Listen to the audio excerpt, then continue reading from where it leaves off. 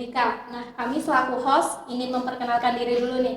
Saya Najwa Fadila dari Fakultas Hukum Angkatan 2023 dan rekan saya Jamal dari Fakultas Hukum Angkatan tahun 2023. Nah, pada malam hari ini kita bakal membahas mengenai pemberian edukasi pemilihan umum bagi mahasiswa serta apakah ada larangan bagi mahasiswa untuk berpolitik di dalam kampus dan mengenai undang-undang pemilihan umum. Serta pada malam hari ini kami kedatangan narasumber dari Senat dari Ketua Senat dan Bendahara Senat. Halo Pak, halo Bu. Mungkin bisa perkenalan diri dulu. Ya, baik.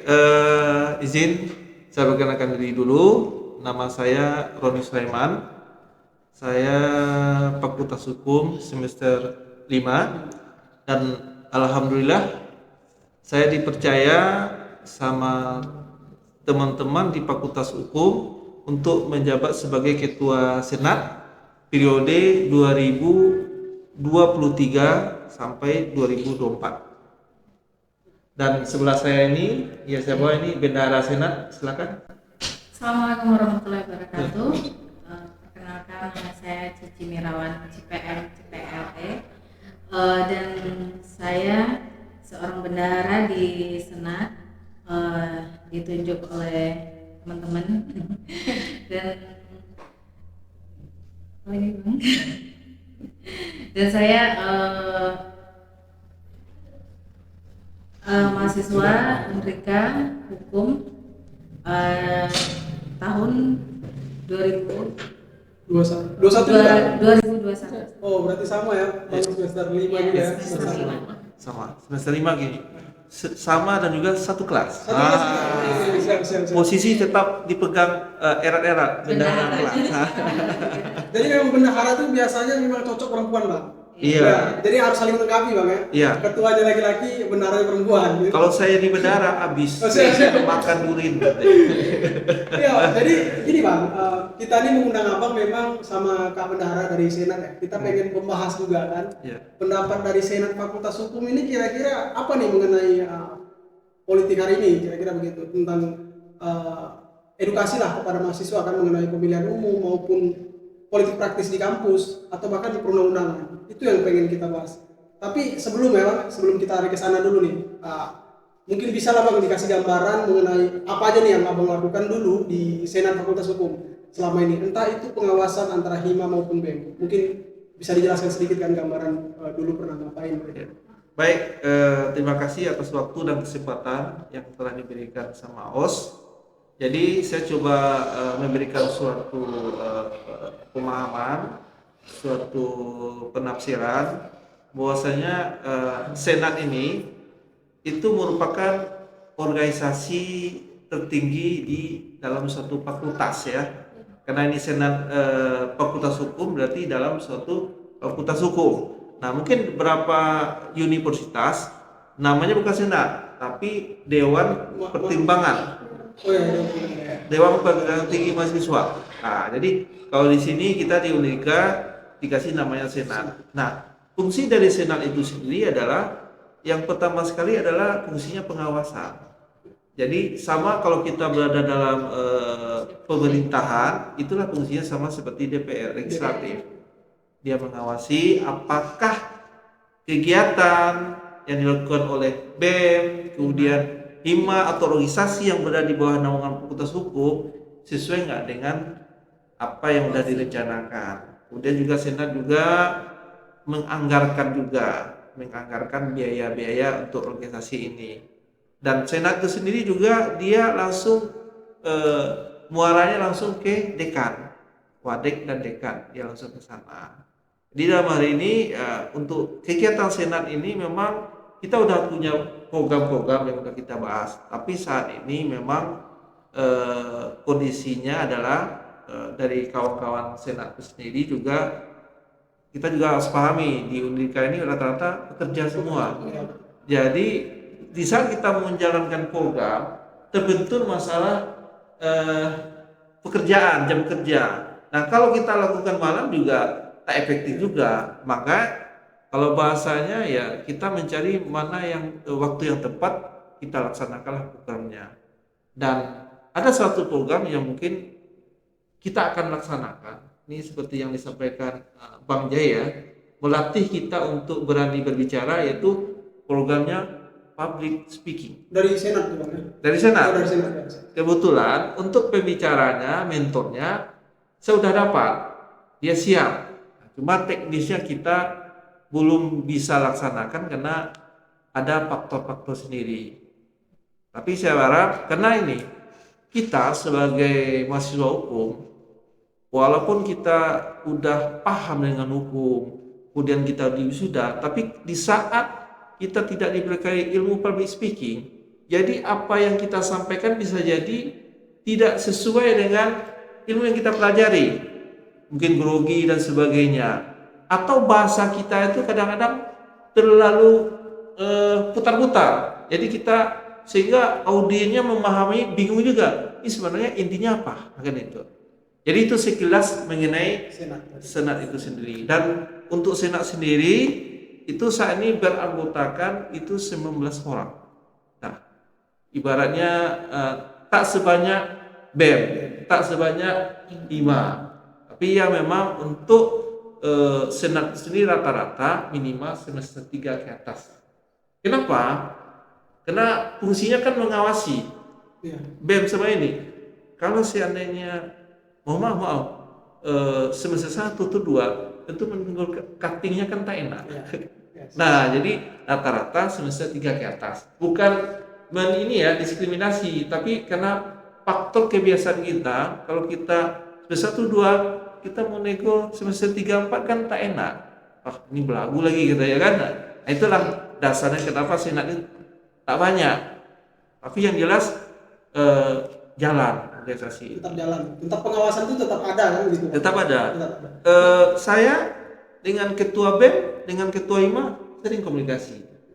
Walaupun komunikasi via telepon, WA. Tapi intinya kan sering komunikasi. Sehingga apa yang dilakukan oleh kemarin kan IMA melakukan acara futsal ya.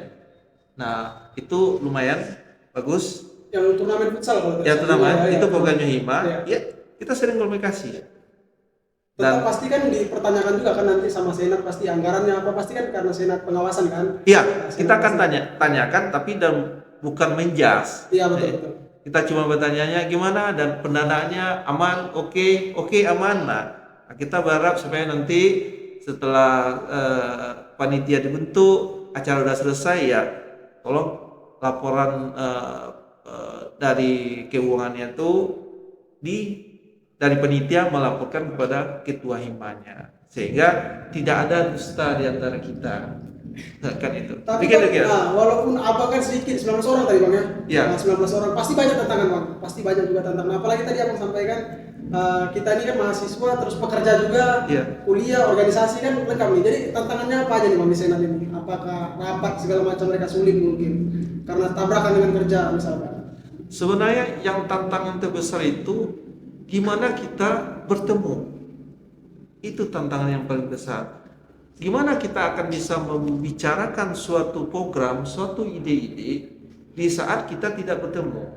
Karena kalau kita menuangkan di dalam suatu WhatsApp sebagainya, maksud dan tujuan yang dikeluarkan tadi itu belum bisa kita pahami. Jadi kalau kita udah bertemu baru kita bisa oh gini ya idenya, gini ya ide ini ya. Nah, itu tantangan saat ini adalah untuk bertemu. Istilahnya untuk membuat pertemuan yang rutin 1 bulan sekali itu kami masih punya tantangan untuk gimana caranya kan itu. Itulah jadi tantangan saya untuk berkumpul membahas program-program tadi. Itu tantangan terbesar karena faktor dari anggota Senat ini sendiri yang notabene 100% lah pekerja semua. Karena pekerja usaha semua, termasuk saya orang usaha gitu. Jadi kadang-kadang di saat ada ini kita bikin rapat, masuklah orderan kan, kita masuk ya kan, pasal ini dia urus dulu kan. Jadi itulah sekilas dari saya. Bu Bendahara, Bu Cici namakan tantangan dari Senat ini. Ada beberapa pertemuan juga kemarin kan. Untuk tantangan dari Senat ini Cuman pertemuan itu kan nggak ngumpul semua. Jadi kalau kita ngumpul semua, kesepakatan itu kan ada gitu kan. Lebih baik kita kalau berkumpul kita punya kesepakatan bersama itu lebih enak. Jadi karena itulah, karena pekerja di Unrika ini kan banyak mahasiswa dan mahasiswi yang bekerja. Jadi kalau kita untuk bertemu itu sangat sulit gitu. Tapi kita kalau bikin via Zoom juga bagus ya Ketua, menurut saya kan. Kapan-kapan sekali sebulan kita bikin via Zoom itu kan pasti ngumpul semua, lebih nyaman lagi. Memanfaatkan teknologi lah kira-kira. Ya. Nah itu sih menurut saya. Di sini juga Bang, kita mau nanya nih kan, selaku senat juga kan, kalau di pemerintah mungkin implementasinya kita kan DPR ya kira-kira. DPR betul, legislatifnya. Kita juga pengen ini minta pendapatnya sebelum kita ke substansinya ya. Kita pengen minta pendapat abang sama kakak juga terkait trias politika, terkait pembagian kekuasaan. Jadi kalau sejarahnya itu kan John Locke ya, dari John Locke dia membagi kekuasaan trias politika tadi antara legislatif, yudikatif. Tetapi kan dikembangkan lagi oleh Montesquieu. Jadi kita pengen tanya tentang pembagian kekuasaan antara Senat, Hima, dan BEM itu kira-kira bagaimana di Fakultas Hukum atau di universitas, tingkat universitas di Unrika sendiri, itu pendapat abang sendiri.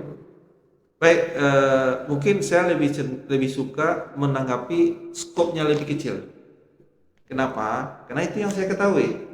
Nanti kalau saya bicara skop lebih besar universitas, nanti saya tidak punya pengetahuan kemampuan dari sana. Jadi kalau kita bicara tugas dan wewenang sendiri, memang antara Senat, BEM, Hima saat ini memang antara tugas dan wewenang itu masih saya melihat itu masih bias gitu. Walaupun sama-sama memahami. Karena ini proses dari pembelajaran. Kenapa seperti itu? Sebelumnya organisasi ini kan sempat vakum kepengurusannya. Jadi sehingga kena kevakuman tadi terjadilah kekosongan.